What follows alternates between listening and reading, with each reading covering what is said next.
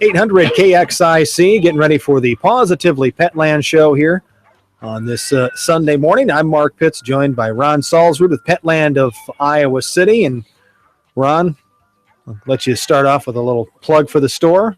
Lots of stuff going on there at all times. How things are going at the store. Ron, how are things going at the store? I'm so glad you asked me to ask you that. I love it. Doing very good. We're enjoying this warm weather. We are still a balmy 72 degrees in the store. If it is cold at the airing of this show, which I think it actually will. Temps in the 30s. Yeah, so Sunday, you might want to warm up at the store. Cuddle up with a dog. Cuddle up. A cat. Yeah, having fun. Lizard, fish, piranha. We got fish don't cuddle very well. No, they don't. They kind of don't like that aspects of things. But we do have a very cool veiled chameleon that has tremendously nice, beautiful colors. And so if you're at all like, oh, yeah, this is a friendly reptile, you're going to love it. And check it out. We'll get it out for you so you can hold it and see what a veiled chameleon is like. That's our little showcase in there. But things are going good. Puppies are going home, which is always a fun time. We're coming into more of, people start thinking about that at this time because it's springtime. We got this warm weather that kind of whet our appetite. And so people are going out. Potty training is a little easier now. Yep. That's all in the head, though. It's actually easier to potty train in the wintertime because the dogs want to get their business done and fast, then they get back in. So it's actually can develop some habits that are really good. Either way, I have the same approach. There it is. But we got our buy 10, get one free dog food and cat food. Take advantage of that because we go back to the dog food and cat food manufacturers to get that reimbursed. So we're not putting the prices up or anything like that. It's all a good savings for you, for us, and the dog food manufacturers love it as well because they love it when you buy their stuff. And then you can't forget about our $5 nail trims. No appointments, just bring in your vaccination records. We'll keep it on file, and we take care of all those pedicures for the dogs and cats out there. Did you say petacures or petacures? I like the way you said that. I thought I wanted to be sure that I heard that right, or maybe you didn't say it that way, but that's what I heard. I'm not going to say. I'm just feeling that one. I like it. Okay, pedicures, petacures. Then Positively Petland show here on 800 KXIC, and as we tape it, we're live on YouTube. Yeah, if you ever wanted to see what we look like. Not that you want to. I'm glad I did my hair this morning. You can always search Positively Petland Show, Petland Radio Show, and we'll pop up. You'll see past episodes. And if you tune in on Thursdays at 9 a.m. Central Standard Time, you're going to see us do a live simulcast. We just do it from start to finish. We don't do outtakes or anything. You see it as it goes. So if you ever were interested in what does it look like? I didn't agree to that. Yeah. No outtakes. Wait, you need to sign this document real quick. No outtakes. What the? All right. So in this show, we'll talk about the pet story of the week. You want to do the pet story? We got to have the big voice guy. Okay, here he is. I got to show Mark. It's time for the amazing pet story of the week. Let's see if Mark says anything about what big voice guy. Well, I'm thinking about it, if I haven't hosted the show, co-hosted with you for a while. Yeah, I'm thinking that if I keep doing this on a more regular basis, it's going to be the amazing Pitts story of the week. So that's Pitt's pet story. There we go. Pitt's pet story. So big voice guy breaking the sweater back out. Yeah. After you got to cover that hairy chest. He was rocking the Birkenstocks yesterday, but now he's got the sweater back out because it's cooler. Yeah, you didn't look too pleasant about that. So, amazing pet story of the week. This comes from Newsday.com. When 3-year-old Sapphire Johnson and 8-week-old German Shepherd Lieutenant Dan met, they were instantly bound together by a unique connection. They were both missing limbs. Because Lieutenant Dan was born without his right front paw, many suggest that he be euthanized. However, his breeder, Karen Riddle, said in a news release, but that white German Shepherd instead felt determined to find a family. They felt they wanted to find a family for Lieutenant Dan that would truly understand what makes him unique. Riddle contacted Greenville Shriners Hospital, a South Carolina-based children's medical center, with the hopes of placing Lieutenant Dan with a young patient who could relate to the pup's challenges. Elaine Harden, the hospital's child life specialist, knew exactly who to share his story with. When she showed Shriners Hospital patient Sapphire a photo of the pup, the 3-year-old noticed right away that they had something special in common. When she saw Lieutenant Dan, she said, "That's my puppy. He looks just like me." Sapphire's mother, Ashley Johnson, agreed and says Shriner's patient since she was 3 years old. Sapphire was born with a congenital condition that resulted with the bilateral amputation of both of her feet. That's sad for her, but she met Lieutenant Dan, and the pair have been together ever since. The Johnson family adopted Lieutenant Dan, giving the pup a new home, and Sapphire a new friend. And Lieutenant Dan is the name of the dog. The dog, yeah, yes. I love that. That'd be a funny name for a 3-year-old girl, Lieutenant Dan. Well, I kept on thinking there was a guy or something in this whole story, and then I'm like, no, the puppy's named Lieutenant Dan. Hey, Lieutenant Dan. That is Lieutenant Dan. You got to say it in your Forrest Gump voice. There. Yeah. I should have said Lieutenant Dan. Salespeople lurking, pets in the studio. They're like flies to. Well, you know. There is none in the studio right now. Not right now. Not yet. Well, I love the story. That was a very good story. And it's just the healing powers of pets, you know, Yeah. and bringing people together, and we've had stories before about, you know, like soldiers, you know, post-traumatic stress disorder, and a way to kind of, get them in a better frame of mind so they can continue forward in, you know, daily life with some of the things that become a struggle after serving overseas. And so, the healing powers of pets is just never ending. Right. Incredible there. And then I've actually met a dog with, it was missing its 2 front legs. Mhm. So total. And it had, and I don't know if somebody had helped it or what, but learned how to walk on the back 2 legs. Uh-huh. Incredible. This dog, everybody would love the dog. And so I was a little shocked that they talked about euthanizing on the front end that dog. I don't know why that would have been, because I saw a picture of it and it looked really pretty easy, actually. Yeah, and you know, animals will adapt pretty quickly when maybe, you know, something physically isn't when they don't have that full capacity. Yeah. So that all right, was an so awesome story. Sapphire and Lieutenant Dan, strong friendships, and now they've adopted the pet, and so there's our amazing pet story of the week. So we're gonna break for a commercial, or are we gonna go right in? Well, let's take a break, and we'll come back, and we'll dive into everything that we've got on the docket, and we'll see how those puppies are doing. And we'll do that here when the Positively Petland show continues in just a bit here on 800 KXIC and KXIC.com.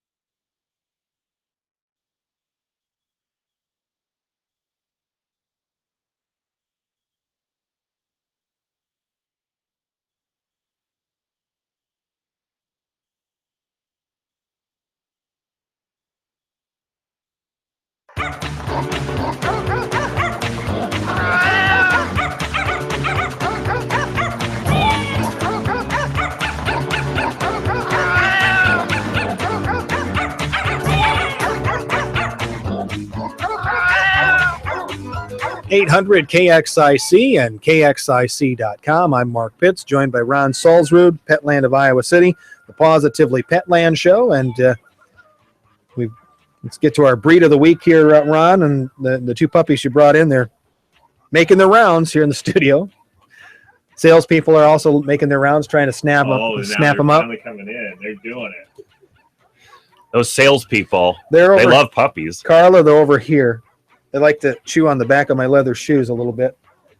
Okay, what do we got again for that? All right, we are going to go into the breed of the week is the Papillon, and what we like to do here is this the right breed for your family? So we're going to go into a little description via AKC, and I love the way AKC writes these breeds up.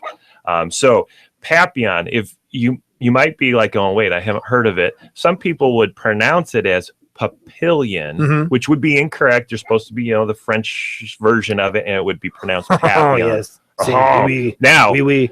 do you remember what does Papillon mean in French? We already said Mustard? that. I don't know. Mustard.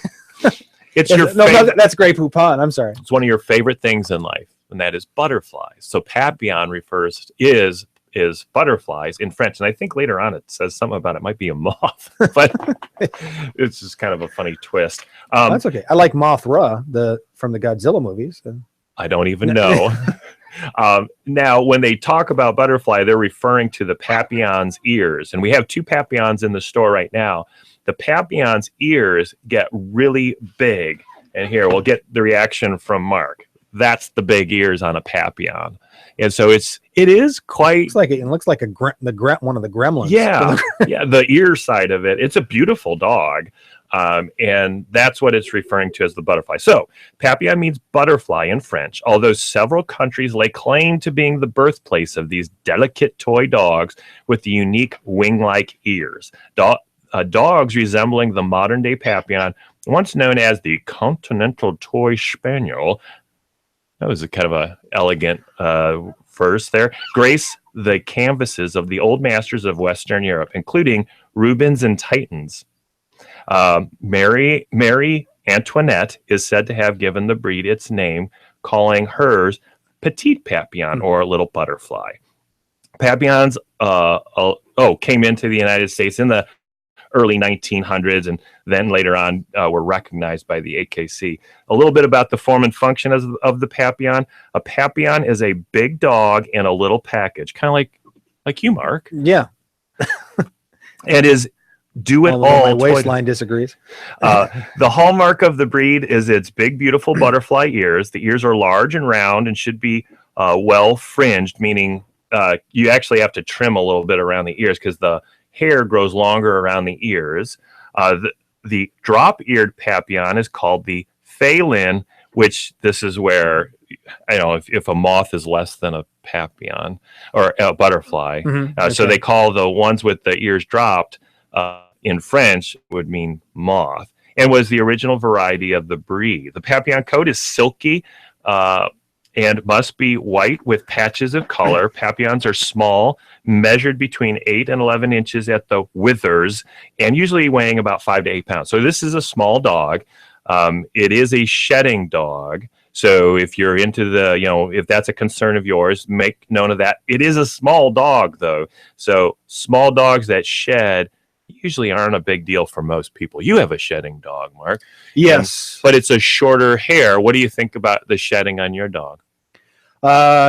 Is it a bothersome? I wish it didn't. Yeah, I do wish it. Okay, there. Yeah, I do wish it did. Yeah. I'm pulling it out. Yeah, okay.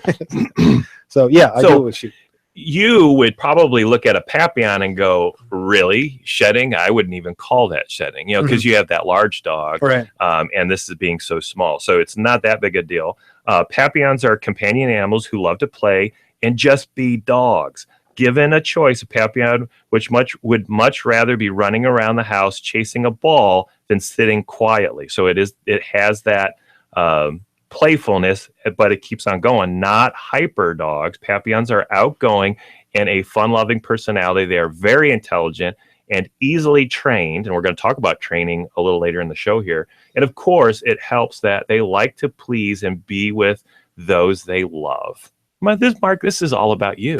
You're a very loving individual. It's like I'm looking in a mirror. Yes. The temperament. Listening in a mirror.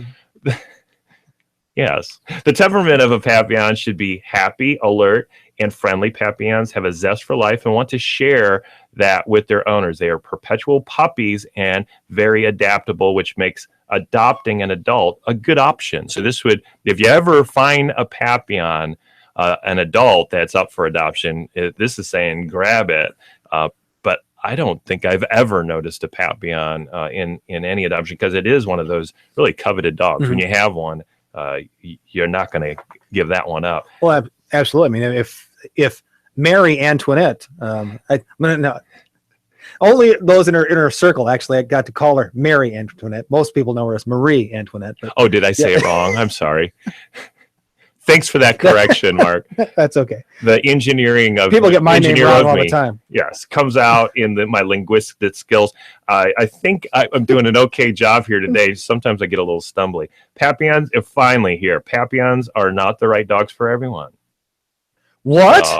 How can that be? But for the right owners, they make wonderful companions who will add joy to a home for many, many years. The breed is generally healthy and long-lived. It's a smaller breed, so they tend to live longer. Smaller breeds tend to live longer than larger breeds. So the things that you want to consider, that was just a description, gives you the flavor of the Papillon.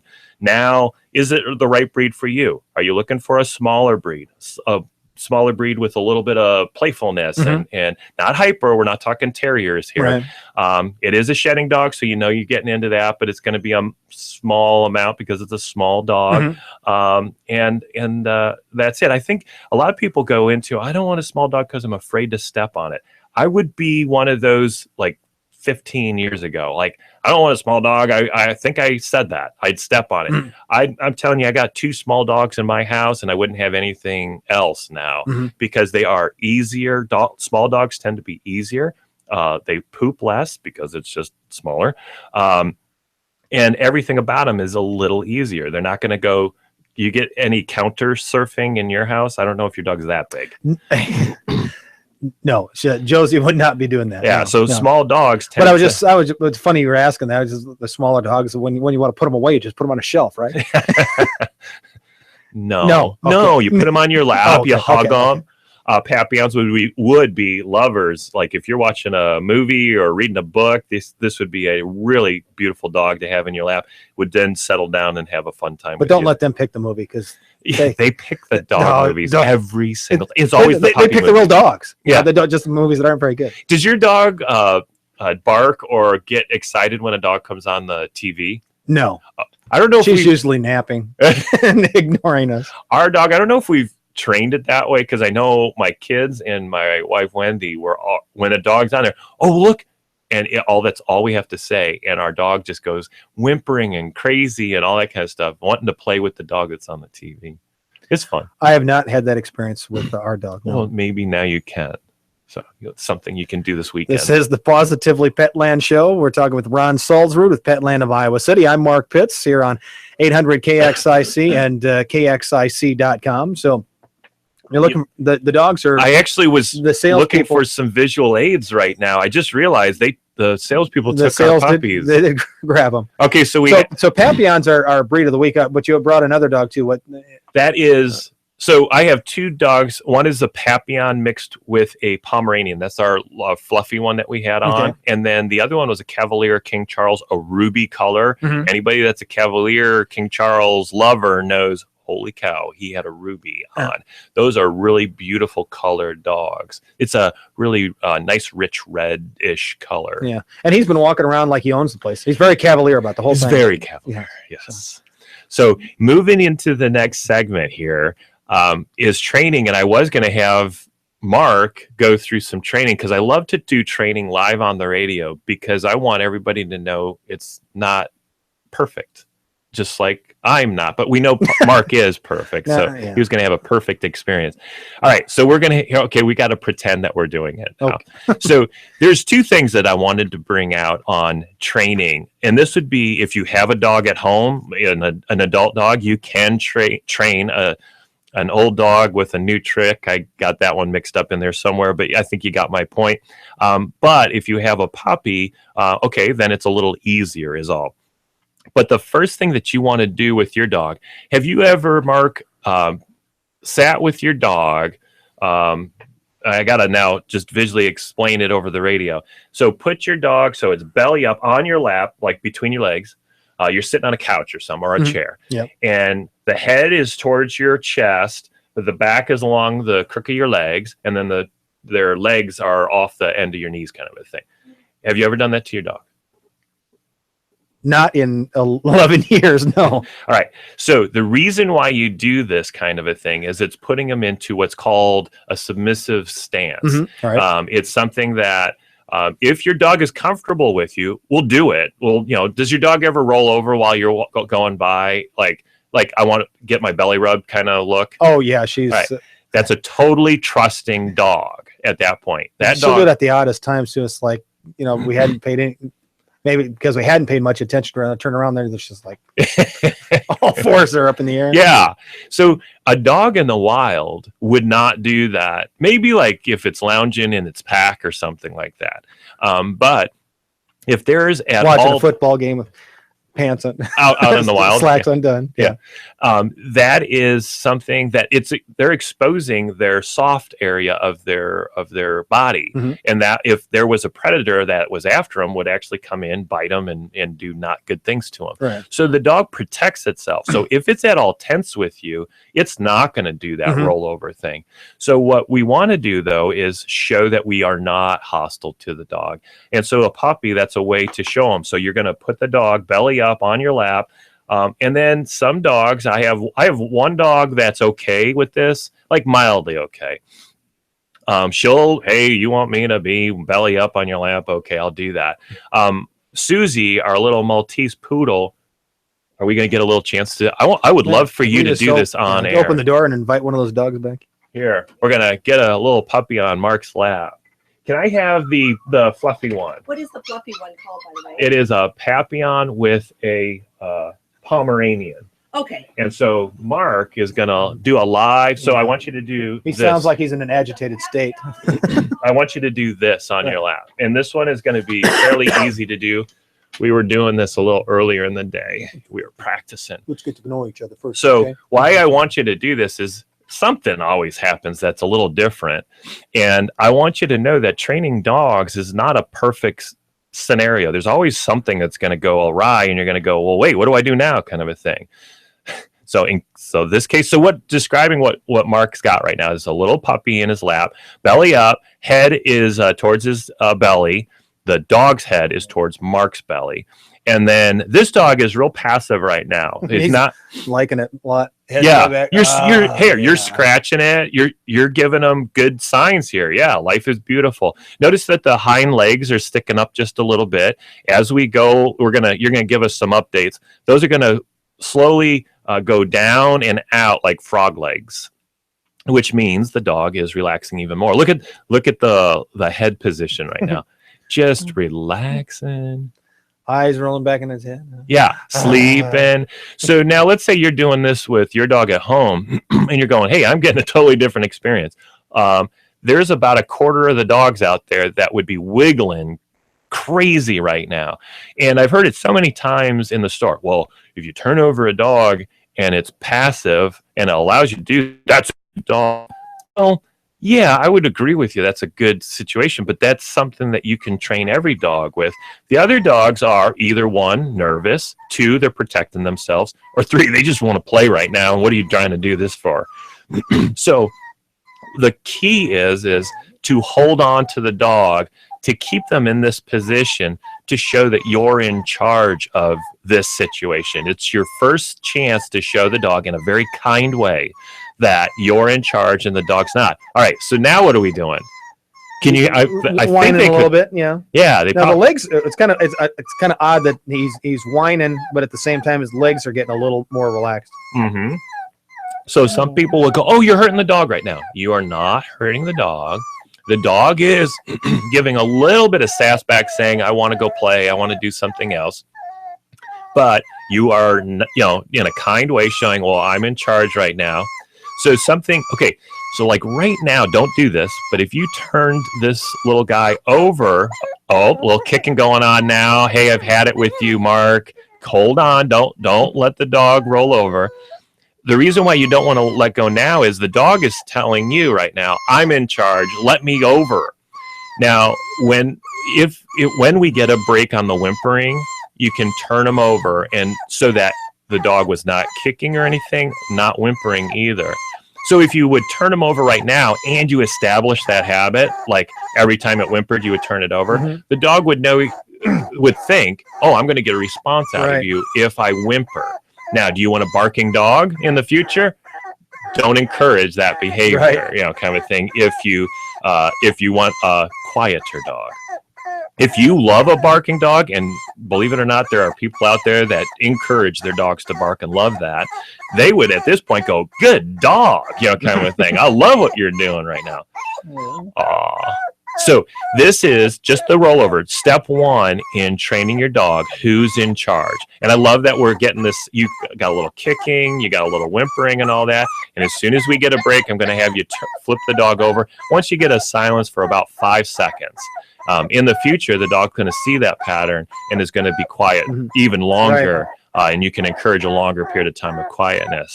But this is all easy stuff right here. So that's step one in showing your dog who's in charge in a very kind way. We'll actually talk about this in the future. We're going to use a similar approach as this to discourage other behaviors. And you kind of caught an inkling of it. Don't release until they are quiet or not kicking and all that. We're going to continue on that. The other point I wanted to bring out today was the power of a treat.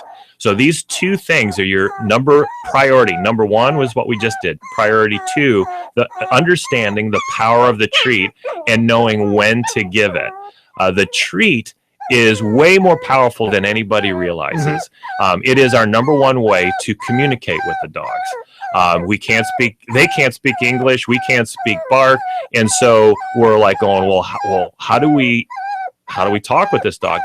With food, they are very food motivated. And so for instance, when you're potty training a dog, if you wait to give the treat to a dog when they come in the door, then at that point, this guy's he's getting a little wilder. I love what we're hearing and seeing, or we're seeing on the radio right now. These are things that happen during training, and it's important that you stay in control of the situation. And even now, he quieted down a little bit. This would be an okay time to release because it got louder and now it's getting quieter. It probably even might go into there we go. So now we release and the dog is fine, loving, and all that kind of a thing. So that was on our step one, the rollover. We just completed that. So the dog is just, kind of hanging out in his arms right now. And that's how you do it. And you know what? Training is not something you go for marathons on. That's all you're going to do today. Tomorrow, do it again. And you're going to find that your puppy or your dog is going to be more into the situation. And then the next day, even more and more and more.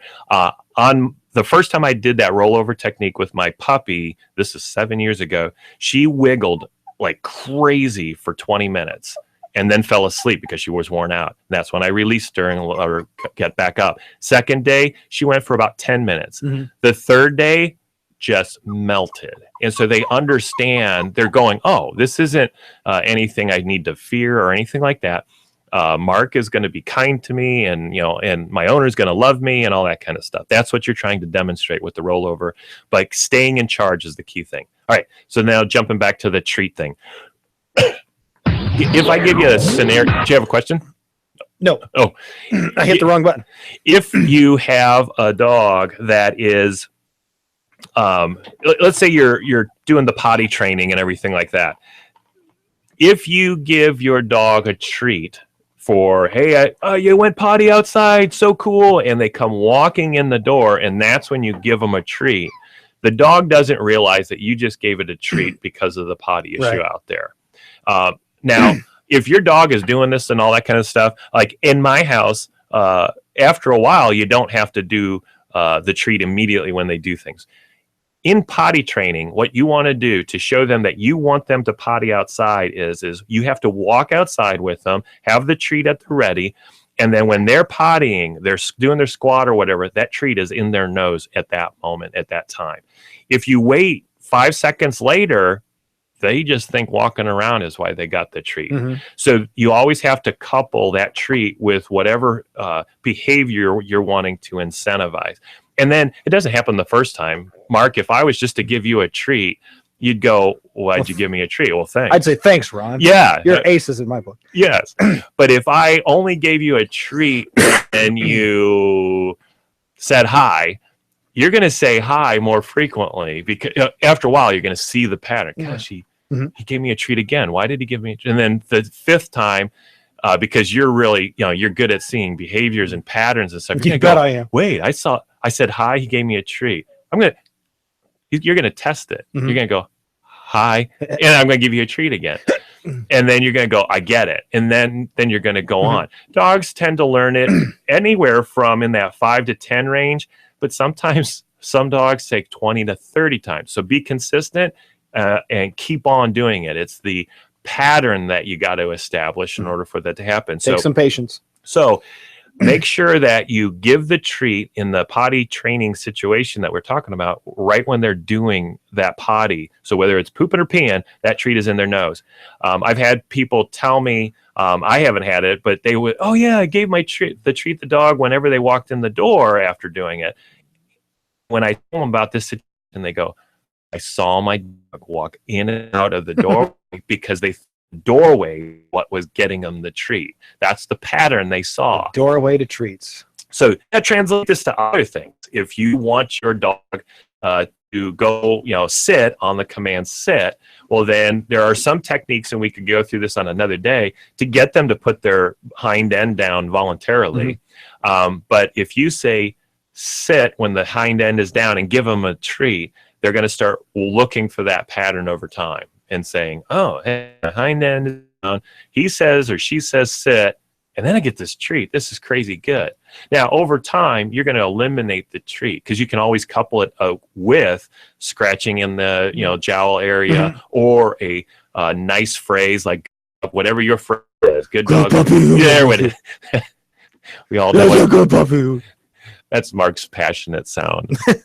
So all of those 3 things are the scientifically proven top 3 things to get the dog to understand this is what you like. Treat is by far the number 1.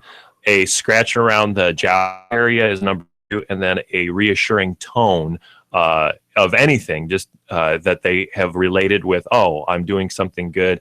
I like that tone from you. Like, for instance, if we yelled, that would be wrong. They wouldn't like that or anything like that. So treat training is extremely powerful. Use it and yet appropriately. You can flex your dog into good habits. So let's say you even have that dog, we only get a potty issue about once a week or once a month. I would still say keep on encouraging with a treat outside until that stops, because they're going to start figuring out, wait, I don't get a treat when I do it in the house. I'm going to hold it and do it outside the house. You're going to start coming to you and saying, I got to go outside. That's when that starts occurring, because I want that treat. I'm going to do the potty thing, so I get that treat. Right. Now, what are my chances for success when the dog is out doing his thing on the lawn? You said be there ready with the treat. What are my chances of success? At the same time I hand the treat, I hand the dog the pooper scooper as well. Oh, I love it. I don't think your chances are going to be too high on that. But you know what, Mark? You inspire me. No opposable thumbs. The engineering just came out of me and said, I like what you're thinking. How can we do that? Nobody's invented anything like that. We're in a city of engineers here. Exactly. Somebody's got to be able to come up with something like that. We're on Positively Pet Show with Ron Solzrud from Petland of Iowa City. I'm Mark Pitts here on 800 KXIC. Okay, we got just a couple minutes left here. Let's talk about, you wanted to mention dog food. Dog food, the ACANA, was it? ACANA. ACANA. You don't want the ACANA, you want ACANA. Yes. This is a unique food. I would say 99% of the people just went, I've never heard of that food. This is one of those premium dog foods. And the cool thing about premium dog food, and in this case would hold up, is you're going to spend more for that bag, but you're going to feed half as much.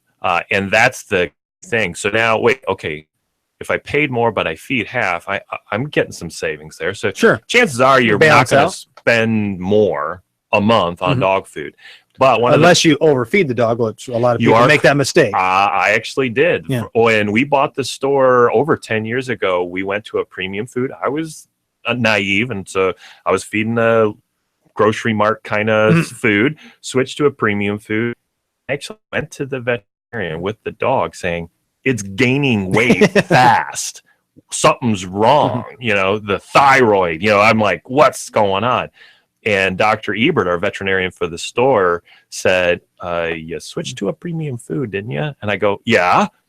did you by chance back off a little bit? I go, no, Sorry. but I tell everybody else to, isn't it? Sorry, Mr. Veterinarian. Yes. And so, you have to feed less because it's more nutrients packed. It's made with things that the dog can digest.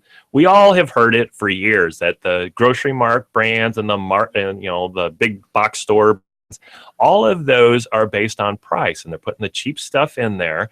And that's okay. You're not going to kill your dog by doing it or anything. I'm not saying that. I'm just saying you can use a premium food, feed less, they'll poop less, and then they usually have a lot better balance in the food as far as proteins and fats and all that, but they also will have the omega-3s and fatty acids that healthier skin and coats and all that kind of stuff. So that's where ACANA can come in. Yes, let's get to ACANA.